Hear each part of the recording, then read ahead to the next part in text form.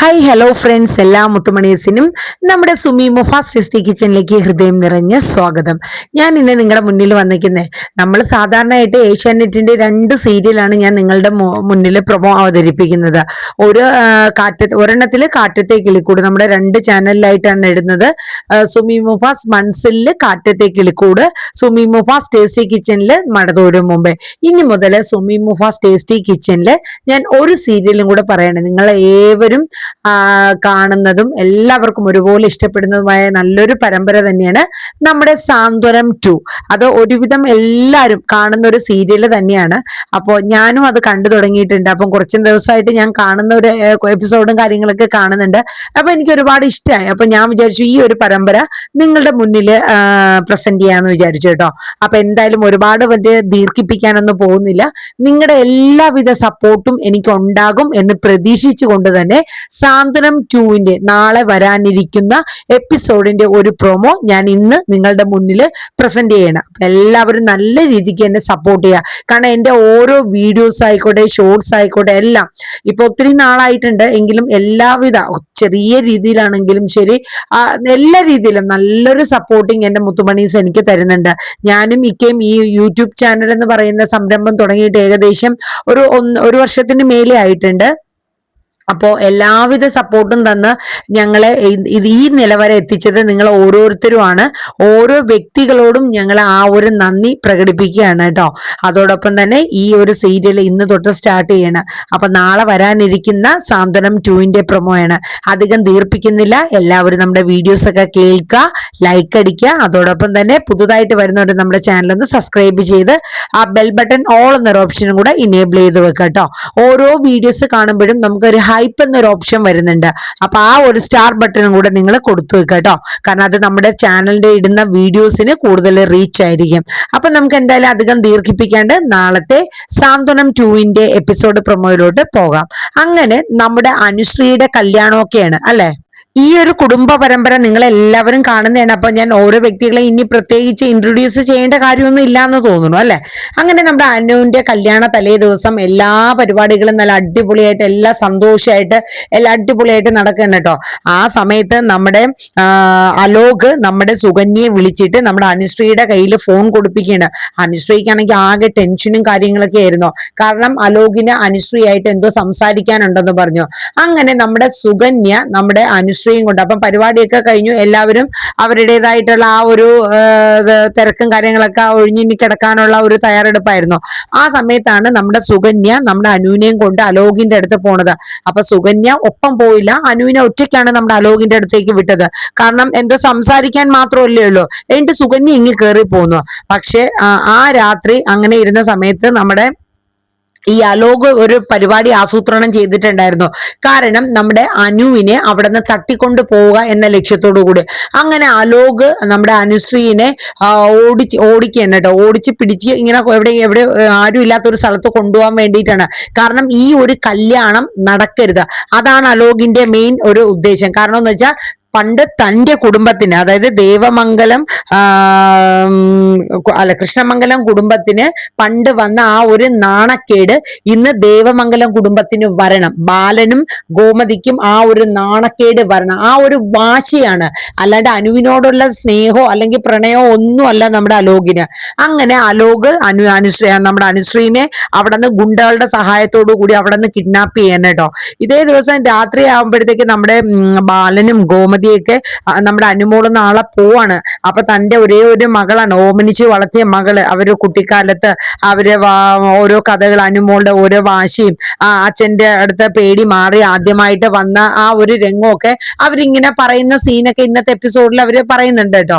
അപ്പൊ ആ ഒരു കാഴ്ചയൊക്കെ പറഞ്ഞിട്ട് അവര് നേരെ നമ്മുടെ അനുമോളുടെ റൂമിലോട്ട്, അനുമോള് കാരണം നാളെ മുതൽ വേറൊരു വീട്ടിലാണ്. അപ്പൊ ആ അച്ഛനും അമ്മയ്ക്കും തന്റെ മകള് പെട്ടെന്ന് വേറൊരു കല്യാണം കഴിഞ്ഞ ഒരു വീട്ടിലോട്ടൊക്കെ പോകുമ്പോൾ ഉണ്ടാകുന്ന ആ ഒരു വിഷമമാണ് അവര് പ്രകടിപ്പിക്കുന്നത്. അങ്ങനെ അവര് റൂമിൽ ചെല്ലുമെങ്കിലും അനുമോൾ ഒന്ന് ഉറങ്ങുന്നത് ഒന്ന് അവസാനമായിട്ട് ഒന്ന് കാണാം, അവളുടെ അടുത്ത് കുറച്ചു നേരം ഇരിക്കാം എന്നൊക്കെ വിചാരിച്ചാണ് ബാലനും ഗോമതിയും കൂടെ അനുവിന്റെ റൂമിലോട്ട് ചെല്ലണത്. പക്ഷെ അവിടെ ചെല്ലുമെങ്കിലും ആ അനുമോളെ ഉണർത്താനോ അല്ലെങ്കിൽ ഡോറ് തുറന്നകത്ത് കയറാനോ നമ്മുടെ ബാലൻ ഗോമതിയെ സമ്മതിച്ചില്ല കേട്ടോ.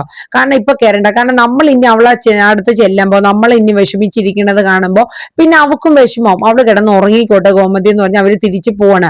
പിന്നെ പിറ്റേ ദിവസമാണ് അവരറിയണത് നമ്മുടെ അനുമോൾ ആ വീട്ടിൽ ഇല്ല എന്നുള്ള സത്യം. അപ്പൊ രാവിലെ നേരം വെളുത്തു, അപ്പൊ എല്ലാവരും ഒരുങ്ങി റെഡിയാവേണ്ട. നമ്മുടെ ഗോമതി റെഡിയായി വിളക്കൊക്കെ കത്തിക്കുന്നുണ്ട്, അതുപോലെ ദേവി റെഡിയായി അമ്പലത്തിൽ പോയി, പിന്നെ മീനാക്ഷി മിത്രയും എല്ലാവരും റെഡി ആയിട്ട് നല്ല അടിപൊളിയായിട്ട് നിൽക്കുകയാണ്. അപ്പൊ ആ സമയമാണ് നമ്മുടെ ഗോമതി പറയണത്, അതെ അനുമോളെ എഴുന്നേറ്റിട്ട് കൂടി കാണില്ല, ഇപ്പൊ തന്നെ സമയം, ഇനി എപ്പോഴാണ് ബ്യൂട്ടീഷ്യൻ വന്ന് മോളെ ഒരുക്കുന്നത്, നിങ്ങൾ വേഗം അവളെ റെഡി പിന്നെ എഴുന്നേപ്പിച്ച് കൊണ്ടുപോകാൻ നോക്കും മീനാക്ഷി എന്നൊക്കെ പറയുന്നുണ്ട്. അപ്പൊ മീനാക്ഷിയും മിത്രയും കൂടെ പറയും, അമ്മ അതൊന്നും ഓർത്ത് ടെൻഷൻ അടിക്കണ്ട, അനുമോളുടെ കേസൊക്കെ ഞങ്ങൾ ഹാൻഡിൽ ചെയ്തോളാന്ന് പറയും. അങ്ങനെ അവര് കല്യാണ ഒരുക്കങ്ങളായി. അങ്ങനെ നമ്മുടെ മീനാക്ഷിയും മിത്രയും കൂടെ അനുമോളുടെ റൂമിൽ ചെന്നപ്പോ റൂം ലോക്കൊന്നും ചെയ്തിട്ടില്ല. അങ്ങനെ റൂം തുറന്ന് അകത്തോട്ട് കയറുകയാണ് കേട്ടോ. അകത്തോട്ട് കയറുമ്പോഴാണ് അറിയുന്നത് അനുമോൾ അവിടെ ഇല്ല എന്നുള്ള രംഗം. അനുമോൾ അവിടെ ഇല്ല എന്നുള്ള കാര്യം അവർ അപ്പോഴാണ് അറിയുന്നത്. അങ്ങനെ അവർ അവിടെ മൊത്തം നോക്കുകയാണ്, മീനാക്ഷിയും മിത്രയും കൂടെ മിക്ക സ്ഥലത്ത് ഓടി നടന്ന് അങ്ങോട്ട് നോക്കുകയാണ്. പക്ഷെ അനുമോളെ കാണാനില്ല. എങ്ങോട്ട് പോയി? വാഷ്റൂമിലില്ല, ടെറസിലില്ല, മറ്റു റൂമുകളിലൊക്കെ പോയി നോക്കി. അപ്പോഴും അവര് പുറത്ത് വന്ന് നോക്കിയിട്ട് പറയും, ദേവി ഏട്ടത്തി ഇനിയിപ്പോ അമ്പലത്തിൽ പോയപ്പോ അതിന്റെ കൂടെ പോയോ? അങ്ങനെ ദേവിയും വിളിച്ചു നോക്കുകയാണ്. അപ്പൊ ദേവി ഒറ്റയ്ക്കാ പോയെന്ന് പറഞ്ഞു. പക്ഷെ ദേവിയുടെ അടുത്ത് അനുമോള് മിസ്സിംഗ് ആണെന്നുള്ള കാര്യമൊന്നും പറഞ്ഞില്ല. അങ്ങനെ ഒടുവിൽ എല്ലാവരും അറിയുകയാണ് നമ്മുടെ അനുമോൾ അവിടെ ഇല്ല എന്നുള്ളത്.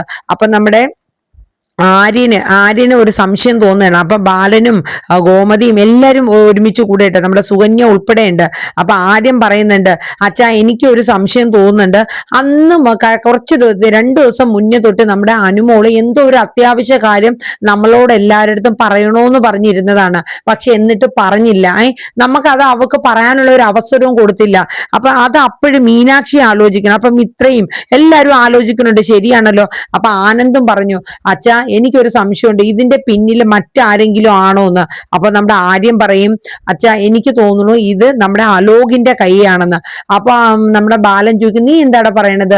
ഇത്രയും പേരും ബന്ധുക്കളും മറ്റുമൊക്കെ നിൽക്കുന്ന സമയത്ത് അലോക് വന്ന് എങ്ങനെയാടാ നമ്മളെ മോളെ തട്ടിക്കൊണ്ടു പോണത് എന്ന് പറയട്ടോ. അപ്പോഴേക്കും നമ്മുടെ മിത്ര പറയും, അല്ല അച്ഛാ, ഒരു പക്ഷേ ചിലപ്പോ ഇങ്ങനെയാണെങ്കിലോ, അതായത് അലോക് സംസാരിക്കണമെന്ന് പറഞ്ഞ് നമ്മുടെ അനുവിനെ വിളിച്ചു വരുത്തിയിട്ട് എങ്ങാനും എന്തെങ്കിലും പ്ലാൻ ചെയ്ത് കൊണ്ടുപോയാണെങ്കിലോ, അങ്ങനെ നമുക്ക് ചിന്തിച്ചൂടെ എന്ന് മിത്രയൊക്കെ പറയൂട്ടോ. അപ്പൊ ആനന്ദ് പറയുന്നുണ്ട്, അച്ഛാ ഇതിന്റെ പിന്നിൽ അലോക് തന്നെയായിരിക്കും. അലോക് ഇപ്പൊ അവിടെ ഉണ്ടോ ഇല്ലയോ എന്നൊന്ന് അറിഞ്ഞാൽ മതി. അലോക് ഇല്ല എന്നുണ്ടെങ്കിൽ ഉറപ്പാണ് അനുവിന്റെ മിസ്സിങ്ങിന് പിന്നിൽ അലോക് ആണെന്ന്. ഇതൊക്കെ കേട്ടിട്ട് സുകന്യക്ക് ഭയങ്കര ടെൻഷനാണ്. കാരണം സുകന്യ ഇതിൽ ഇൻക്ലൂഡ് ആണ്. കാരണം അലോകിന്റെ അടുത്ത് തലേ ദിവസം രാത്രി സംസാരിക്കണോന്ന് പറഞ്ഞ് നമ്മുടെ സുകന്യയാണ് നമ്മുടെ അനുമോളെയും കൊണ്ട് പോയത്. എന്നിട്ട് സുകന്യ തിരിച്ചിങ്ങി പോന്നു. പക്ഷെ സുകന്യ വിചാരിച്ചത് അനുമോള് തിരിച്ച് റൂമിൽ വന്ന് കാണും എന്നുള്ളതാണ്. അപ്പൊ കാണാണ്ടായപ്പോ സുകന്യക്ക് ഭയങ്കര ടെൻഷൻ തുടങ്ങി. അങ്ങനെ ആനന്ദും ആര്യനും കൂടെ എന്ത് ചെയ്തു, നമുക്ക് ഇപ്പൊ തന്നെ പോയി അവിടെ കൃഷ്ണമംഗലത്ത് പോയി ചോദിക്കാം, അലോക് അവിടെ ഉണ്ടോ ഇല്ലയോ എന്നുള്ളത് ചോദിക്കാന്ന് പറഞ്ഞ് അവര് ഇറങ്ങുകയാണ്. ആ സമയം സുകന്യ പെട്ടെന്ന് തന്നെ ചാടി വീഴുകയാണ്. ചാടി വീണിട്ട് പറയും, അതെ നമ്മൾ ഇപ്പൊ ചെന്ന് അവിടെ പ്രശ്നം ഉണ്ടാക്കി കഴിഞ്ഞാല് അത് മറ്റുള്ളവരൊക്കെ അറിയില്ലേ നമ്മുടെ അനുമോൾ ഇവിടെ ഇല്ല എന്നുള്ളത്. അപ്പൊ അതുകൊണ്ട് നമ്മള് അങ്ങനെ എടുത്തു ചാടി ഒന്നും ചെയ്യണ്ട. ഞാൻ പോയി അവിടെ തന്ത്രത്തിൽ അവിടെ അലോക് ഉണ്ടോ ഇല്ലയോ എന്ന് ഇപ്പൊ അറിഞ്ഞാൽ പോരെ എന്ന് ചോദിച്ചിട്ട് സുകന്യ പോവാനായിട്ട് തയ്യാറാകുമ്പോ നമ്മുടെ ബാലൻ പറയും, അത് ശരിയാണ് സുകന്യ മോളെ, നീ പോയി ഒന്ന് തിരക്കിയിട്ട് വാ, അലോക് അവിടെ ഉണ്ടോ ഇല്ലയോ എന്ന് അറിയാലോ. അങ്ങനെ അവര് തീരുമാനിച്ച് അങ്ങനെ സുകന്യ അങ്ങോട്ട് ചെല്ലണം. അവിടെ ചെന്ന് കഴിയുമ്പോഴത്തേക്ക് നമ്മുടെ അച്യുതനും ജയശ്രീ ഒക്കെ ഉണ്ട്. അവരുടെ അടുത്ത് ചോദിക്കും, അതെ ചേട്ടാ ചേച്ചി പറയുക അലോക് എവിടെയാണ്? കാരണം ഇന്നലെ ഞാൻ അനുവിന്റെ അടുത്ത് സംസാരിക്കണമെന്ന് പറഞ്ഞ് അലോക് എന്നെ വിളിച്ചതുമാണ്. അലോകിന്റെ അടുത്ത് ഞാൻ അനുവിനെ കൊണ്ടാക്കിയതുകൊണ്ട് ഇപ്പൊ അനു അവിടെ ഇല്ല. അവിടെ ഒരു കല്യാണ വീട്, ഒരു മരണ വീട് പോലെ അയക്കാണ്. അവിടെ ആകാശും ആകാശാൽ ആനന്ദും ആര്യനും ഒക്കെ ഇങ്ങോട്ട് വന്ന് അലോക് ഉണ്ടോ എന്നൊക്കെ ചോദിച്ച് പ്രശ്നം ഉണ്ടാക്കാൻ വന്ന് ഞാനാ തടഞ്ഞത്. ഞാൻ പോയി നോക്കിയിട്ട് വരാന്നൊക്കെ പറഞ്ഞ് ഞാൻ വന്നതാണ്. സത്യം പറയാം, നിങ്ങൾക്ക് 2 പേർക്കും അറിയാം. പറയേ ചേട്ടാ, ചേച്ചിയും ജയശ്രീ ചേച്ചി പറയുക, അലോക് എവിടെയാണ്? പറയണം. അപ്പൊ ജയശ്രീ പറയുന്നുണ്ട്, സുകന്യ നീ ഒരു കാര്യം മനസ്സിലാക്കുക, അവിടെ ഇപ്പം അനുമോളെ കാണാനില്ലെന്ന് വെച്ചാൽ നിങ്ങൾ ഇത്രയും ബന്ധുക്കളുടെ ഇടയിൽ നിന്ന് എന്റെ മോൻ വന്ന് തട്ടിക്കൊണ്ട് പോവോ? അലോക് ഇവിടെ ഇല്ല, അവൻ അവന്റെ ഒരു ഫ്രണ്ടിന്റെ വീട്ടിലാണെന്ന് പറയൂട്ടോ. അപ്പൊ പറയില്ല, നിങ്ങൾ എന്നോട് നുണ പറയണയാണെന്ന് സുകന്യ പറയൂട്ടോ. അപ്പം നമ്മുടെ അച്യുതൻ കിടന്ന് തപ്പാണ്, അത് കണ്ടറിയാം അച്യുതനൊക്കെ ഇതിന്റെ പിന്നില് അലോക് ആണെന്നുള്ള കാര്യം ഉറപ്പായിട്ട് അവർക്കറിയാട്ടോ. അപ്പൊ നമ്മുടെ ജയശ്രീ പറയുന്നുണ്ട്, എനിക്ക് എന്തായാലും എന്റെ മോന് അനുവിനെ വേണ്ട, അവന്റെ മനസ്സിൽ നിന്ന് അവൻ കളഞ്ഞേക്കണേന്, പിന്നെ എന്തിനാണ് ഇനി അനുവിനെ പിടിച്ചോണ്ട് വന്നിട്ട് അവൻ എന്ത് കാണിക്കാനാന്ന് ഇങ്ങനെ ചോദിക്കും കേട്ടോ. അപ്പൊ എന്തായാലും ഇതിന്റെ പിന്നിൽ അലോക് തന്നെയാണ്. സുകന്യക്കാണെങ്കിൽ ടെൻഷൻ, സുകന്യക്ക് എന്ന് വെച്ചാൽ ഇതിന്റെ പിന്നിൽ സുകന്യാണെന്ന് പറഞ്ഞാൽ പിന്നെ അവര് സുകന്യ ഇട്ടക്കില്ല, സുകന്യ കൊന്നിരിക്കും. കാരണം ഉറപ്പാണ് ഇന്നുകൊണ്ട് എന്റെ ജീവിതം തീരുമെന്ന് പറഞ്ഞ് സുകന്യ നിന്ന് കരയാണ്. അപ്പൊ ഈ സമയത്താണ് നമ്മുടെ പിന്നെ ഇന്ദിരാമ അകത്തുനിന്ന് വരുന്നത്. അപ്പൊ ഇന്ദിരാമ കേട്ടോണ്ട് പറഞ്ഞതെന്ന് വെച്ചാൽ കല്യാണ വീട് ഒരു മരണ വീടായി എന്ന് പറയുന്നുണ്ടല്ലോ. അപ്പൊ അത് ആരെ കാര്യമെന്ന് പറയുന്നുണ്ട്. അപ്പൊ സുകന്യ പറയുന്നുണ്ട്, ഇന്നതുപോലെയാണ്, അനുമോളെ കാണാനില്ലമ്മേ, അപ്പൊ ഇന്നതുപോലെയാണ്. അങ്ങനെ ഇന്ദിരാമ കിടന്ന് കരഞ്ഞ് അങ്ങോട്ടേക്ക് പോവാൻ വേണ്ടിയിട്ട്, അതായത് ദേവമംഗലത്തിലോട്ട് പോവാൻ വേണ്ടിയിട്ടൊക്കെ റെഡിയാവും. അപ്പം നമ്മുടെ അച്യുതൻ പറഞ്ഞ, അമ്മ ഇവിടെ ഒന്ന് സമാധാനപ്പെട്ടിരിക്കുക, എന്റെ കാര്യമൊന്ന് തിരക്കട്ടെ എന്ന് പറഞ്ഞ് കാണിക്കുന്ന സീനാണ് ഇന്നത്തെ എപ്പിസോഡില്. ഇനി നാളെ വരാനിരിക്കുന്ന എപ്പിസോഡിൽ എന്താന്ന് വെച്ചാല് നമ്മുടെ ആകാശ് വരെയാണ് പൂവിന്റെ കാര്യങ്ങളെല്ലാം സെറ്റ് ചെയ്ത്, മണ്ഡപത്തിലെ കാര്യങ്ങളൊക്കെ സെറ്റ് ചെയ്യുന്നുണ്ട്. അതുപോലെ ധർമ്മം വരുന്നുണ്ട്. അപ്പൊ എല്ലാരും വന്നു കഴിഞ്ഞപ്പോ ആകാശ് ചോദിക്കും, ഇതെന്താ എല്ലാരും ഇങ്ങനെ മൂകായിട്ട് നിൽക്കുന്നത്? കല്യാണ പെണ്ണ് എന്തേ, നമ്മുടെ അനുമോൾ എന്തേ? എല്ലാരും റെഡി ആവുന്നില്ലേ? വാ, മണ്ഡപത്തിലോട്ട് പോകാൻ സമയം, അനുമോൾ ഒരുങ്ങിയോ? അപ്പോഴാണ് ആകാശ് ആ സത്യം അറിയണത്. അപ്പൊ നമ്മുടെ ആനന്ദ് പറയുന്നുണ്ട്, ആകാശ് അനുമോളെ കാണാനില്ല എന്ന്. ആകാശ് ഞെട്ടാണ്, നിങ്ങൾ എന്താ ഈ പറയണത്? മീനാക്ഷി, അനുമോൾ എവിടെയാന്ന് നീ നോക്ക്, എവിടെയൊക്കെ നോക്ക്, അവള് ചിലപ്പോ റൂമിൽ ടെറസിലോ എവിടെയെങ്കിലൊക്കെ ഉണ്ടാവും. ഇല്ല ഇല്ല ആകാശം, അനുമോൾ ഇവിടെ ഇല്ല എന്നുള്ള കാര്യം എല്ലാരും പറയണ്ട കേട്ടോ. ബാലനാണെങ്കിൽ ആകെ നാണക്കേട്. കാരണം ഇനി ഏതാനും മണിക്കൂറുകൾ കഴിഞ്ഞു കഴിഞ്ഞാൽ അനുമോളുടെ കല്യാണ മുഹൂർത്തം ഇങ്ങെത്തി, പെൺകുട്ടി ഇവിടെ ഇല്ല എന്നുള്ളത് അറിഞ്ഞു കഴിയുമ്പോ നാണക്കേടല്ലേ, മറ്റുള്ളവരുടെ മുഖത്ത് എങ്ങനെ നോക്കും എന്നൊക്കെയുള്ള ടെൻഷനാണ്. നമ്മുടെ പിന്നെ ഗോമതി ആണെങ്കിൽ കരയാൻ തുടങ്ങി, എന്റെ മോക്ക് എന്ത് പറ്റി കാണും എന്നൊക്കെയുള്ള ചിന്ത. അപ്പൊ ഇത് ആരെ ഇതിന്റെ പിന്നിൽ എന്നുള്ളതൊന്നും ഒരു എത്തും പിടുത്തം ഒന്നും കിട്ടുന്നില്ല. ആരാണ് ഇത്, എന്താണ് എന്നൊക്കെയുള്ള ഒരു ടെൻഷൻ ആയിപ്പോയി. അപ്പൊ ധർമ്മന്റെ ഉള്ളിൽ ഒരു ടെൻഷൻ ഉണ്ട്. കാരണം ഇന്നലെ തൊട്ടേ സുകന്യ അത്ര ഓക്കെ അല്ലായിരുന്നു. കാരണം അവർക്ക് രാത്രിയിൽ വല്ലാത്തൊരു ടെൻഷനും കാര്യങ്ങളൊക്കെ ആയിരുന്നു. അനുമോളുടെ മിസ്സിങ്ങിന്റെ പിന്നില് സുകന്യ എങ്ങാനും കൈ കടത്തിയിട്ടുണ്ടോ എന്നൊക്കെയുള്ള ഒരു ചിന്ത ധർമ്മൻ ഉണ്ടായിരുന്നു കേട്ടോ. ഇതേ സമയം ബാലന് ഭയങ്കര വിഷമമാണ്, ഇനി എന്ത് ചെയ്യും? അപ്പൊ ബാലൻ പറയുമ്പോ ആനന്ദ, ആകാശ്, ആര്യ, നിങ്ങൾ എല്ലാവരും എഴുന്നേറ്റ് വാ, നമുക്ക് പോയി ഇപ്പൊ തന്നെ തിരക്കാം. മോക്ക് എന്താ പറ്റിയെന്നുള്ളത് നമുക്ക് തിരക്കാന്ന് പറയാം. അപ്പോഴേക്കും ഗോമതി പറയും, ഇന്നലെ ആ രാത്രി ബാലേട്ട നമുക്ക് അന്നേരം മോളുടെ റൂമിലോട്ട് പോയി അവൾ അവിടെ ഉണ്ടോ ഇല്ലയോ എന്ന് അന്നേരം നമുക്ക് പോയി തുറന്നു നോക്കിയെങ്കിൽ അറിയാമായിരുന്നു. അങ്ങനെയായിരുന്നുവെങ്കിൽ ഒരു പക്ഷെ നമുക്ക് ഇന്നലെ തന്നെ മോളെ രക്ഷിക്കാൻ പറ്റിയേനെ എന്ന് പറഞ്ഞ് ഗോമതി കരയാൻ തുടങ്ങി കേട്ടോ. അപ്പം ബാലൻ സമാധാനിപ്പിച്ചു. എന്നിട്ട് ധർമ്മന്റെ അടുത്ത് പറയും, നീ ഇവിടെ തന്നെ നിന്നാ മതി, ഞങ്ങൾ പോയി തിരക്കാം. ഇവിടെ പെണ്ണുങ്ങൾ ഒറ്റയ്ക്കല്ലേ ഉള്ളൂ, അവർക്കൊരു സമാധാനം കൊടുത്ത് നീ ഇരിക്കുന്നു പറയും. അങ്ങനെ അവര് അച്ഛനും മക്കളും എല്ലാരും കൂടെ പോയി തിരക്കുകയാണ്. ഈ സമയത്ത് നമ്മുടെ സുകന്യ വരെയാണ്. സുകന്യ വന്നു കഴിയണതും സുകന്യയുടെ കൈ പിടിച്ച് വലിച്ചുകൊണ്ട് ധർമ്മൻ അകത്ത് കൊണ്ടുപോവാണ്. പോയിട്ട് പറയും, എടി സത്യം പറഞ്ഞു, ഇന്നലെ മുതൽ നീ ഈ ഒരു വല്ലാത്തൊരു ടെൻഷനും കാര്യങ്ങളും നിനക്കുണ്ടായിരുന്നോ? സത്യം പറഞ്ഞു, അനുമോളുടെ മിസ്സിങ്ങിന്റെ പിന്നിൽ നീയാണോ?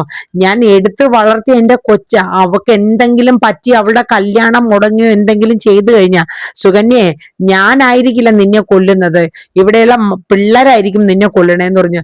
എന്തൊക്കെ ധർമ്മേട്ട ഈ പറയണത്? എനിക്ക് എന്ത് കാര്യം, ഞാൻ എന്ത് ചെയ്തു എന്നാ പറയണേന്ന് പറഞ്ഞു സുകന്യ ഇങ്ങനെ പറയുന്നുണ്ട് കേട്ടോ. പക്ഷെ ധർമ്മന് ഉറപ്പാണ് ഇതിന്റെ പിന്നില് സുകന്യയുടെ കൈകളുണ്ട് എന്നുള്ളത്. അങ്ങനെ ധർമ്മൻ സുകന്യക്ക് വഴക്ക് കൊടുത്തിട്ട് ധർമ്മനും നമ്മുടെ അനുമോളെ തിരക്കി പോവാണ്. ഇതേ സമയം നമ്മുടെ അലോക് സുകന്യനെ ഒരു ആളൊഴിഞ്ഞ സ്ഥലത്ത് കൊണ്ടുപോയി കെട്ടിയിട്ടൊക്കെയാണ് കേട്ടോ. അപ്പൊ എന്തോ മയങ്ങാനുള്ള കുറച്ച് സംഭവങ്ങളൊക്കെ, എന്തോ ഇഞ്ചക്ഷനോ കാര്യങ്ങളൊക്കെ എടുത്തൊക്കെയാണ്. ഈ സമയത്ത് നമ്മുടെ നമ്മുടെ അനുമോള് ഉറക്കത്തിൽ നിന്ന് പെട്ടെന്ന് ഇങ്ങനെ ഇടയ്ക്കൊക്കെ എഴുന്നേക്കുകയാണ്. ഈ സമയം ഗുണ്ടകളെയൊക്കെ പറഞ്ഞു വിട്ടിട്ട് അലോകും നമ്മുടെ അനുമോളും മാത്രമേ ഉള്ളൂ. അപ്പം അനുമോൾ ഉണർന്നു കഴിയുമ്പോ അലോക് പറയാണ്, നീ ഉണർന്നോ? ഇനി നിന്റെ വിവാഹത്തിന് ഏതാനും മണിക്കൂറുകൾ മാത്രമേ ഉള്ളൂ എന്ന് പറയാം. അപ്പൊ അനു അപ്പോഴാണ് അനുവിന് ഓർമ്മ വരുന്നത്. അനു പറയും, അയ്യോ ഞാൻ ഇപ്പോഴും ഇവിടെയാണോ, ഞാൻ എന്റെ വീട്ടിലല്ലേ എന്നൊക്കെയുള്ള ചിന്തയും പേടിയും ഒക്കെ വരെയാണ്.